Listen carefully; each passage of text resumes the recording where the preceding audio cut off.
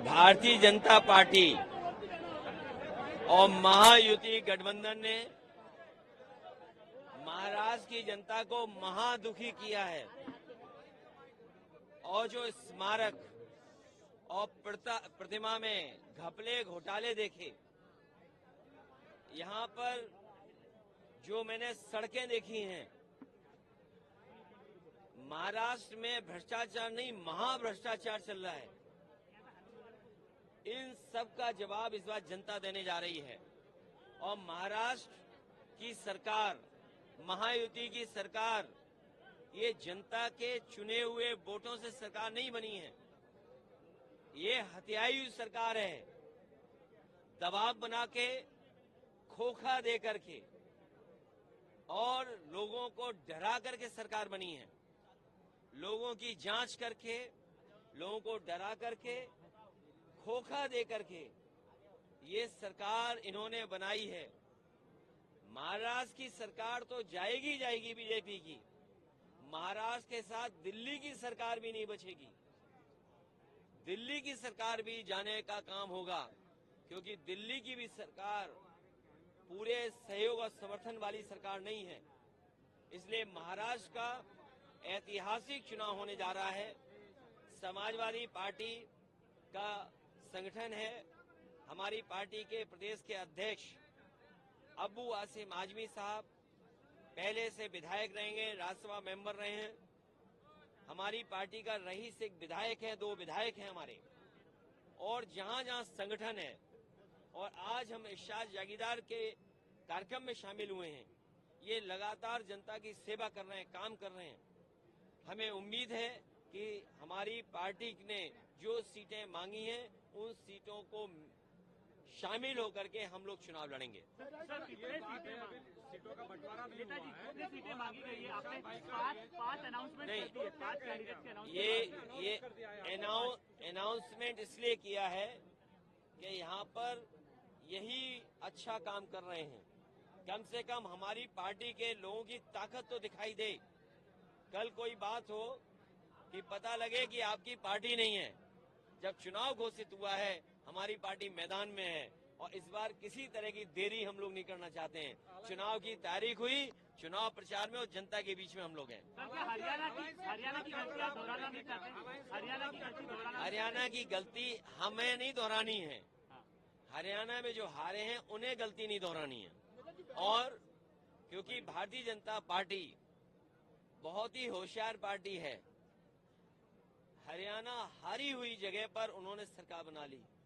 इसलिए हम लोगों को सावधान रह करके और अपने वोट को बचा के भी रखना है, क्योंकि बीजेपी के लोग जानते हैं महाराष्ट्र की सरकार अगर नहीं बनी तो दिल्ली की सरकार चली जाएगी।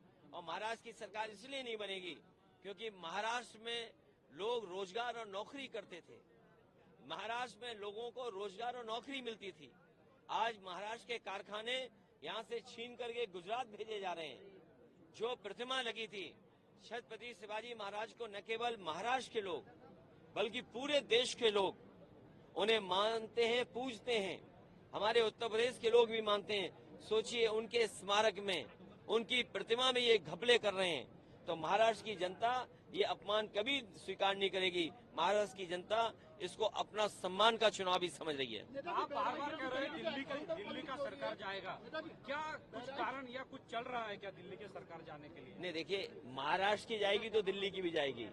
जैसे महाराष्ट्र की सरकार इन्होंने हत्या ली, खोखे से डरा करके और संस्थाओं से दबाव बनवा करके, तो जब महाराष्ट्र की जाएगी और दिल्ली की भी सरकार इनकी अपनी सरकार नहीं है, वो भी सहयोगी सरकार है। पता नहीं वो 2 साथी कब चले जाएं या कब उनका साथ छोड़ दें।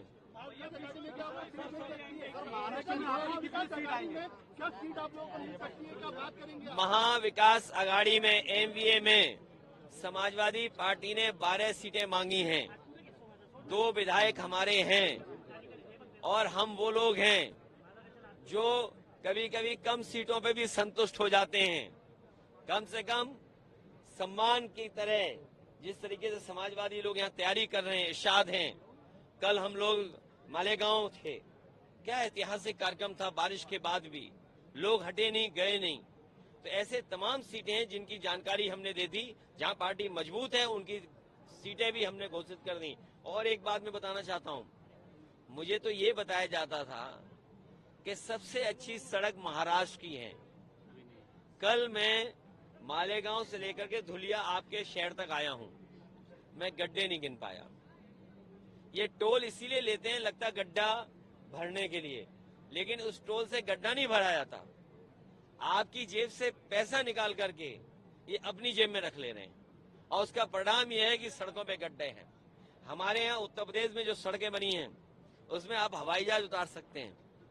और जिस समय समाजवादी लोगों ने सुकोई, मिराज और हरक्यूलिस सड़क पे उतारा था, उसी समय देश के प्रधानमंत्री जी, देश के सड़क मंत्री ने ये कहा था कि हम ऐसी 30 हाईवे बनाएंगे जिन पर हवाई जहाज उतर सकता है।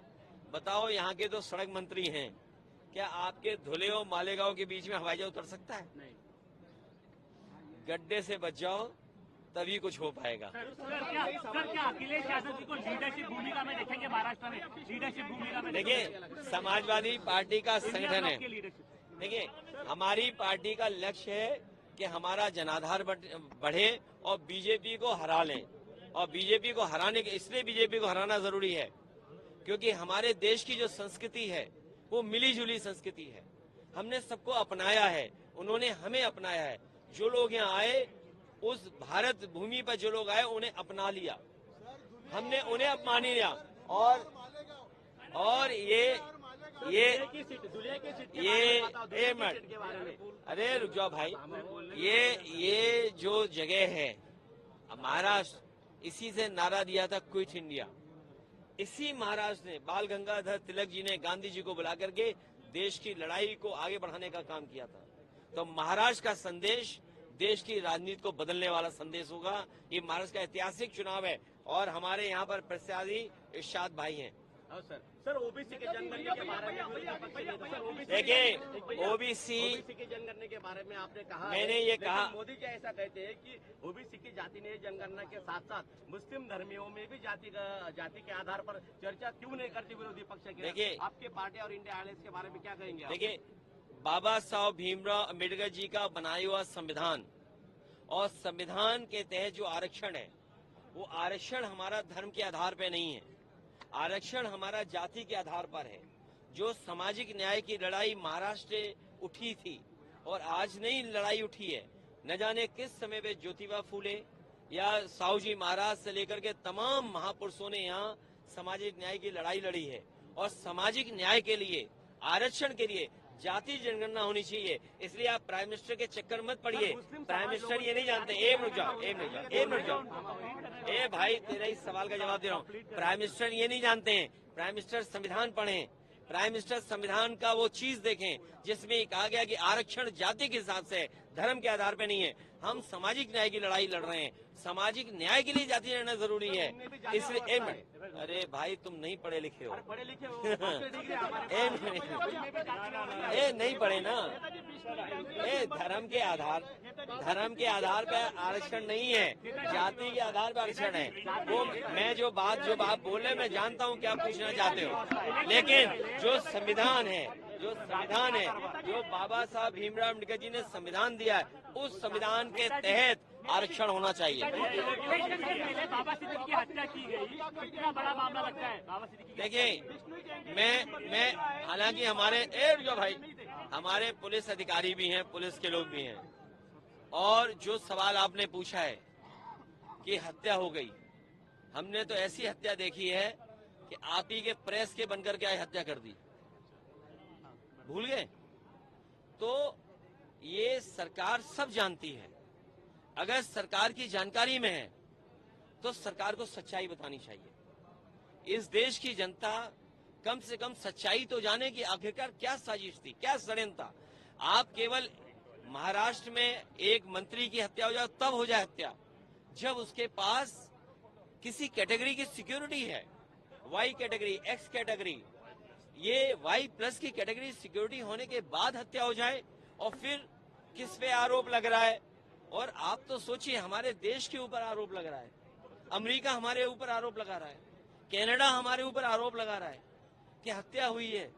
सोचिए हम अपने देश को कहां ले जा रहे हैं। और आज भुखमरी के आंकड़े आए हैं, जो 5 देश हैं उसमें सबसे ऊपर भारत है। और सुनने में आ रहा है कि हमारे पड़ोसी देशों से भी हम गए बीते हो गए, हम ज्यादा भूखे हो गए। ये जो बिजली का सवाल है, हम लोग बुनकरों की मदद करेंगे।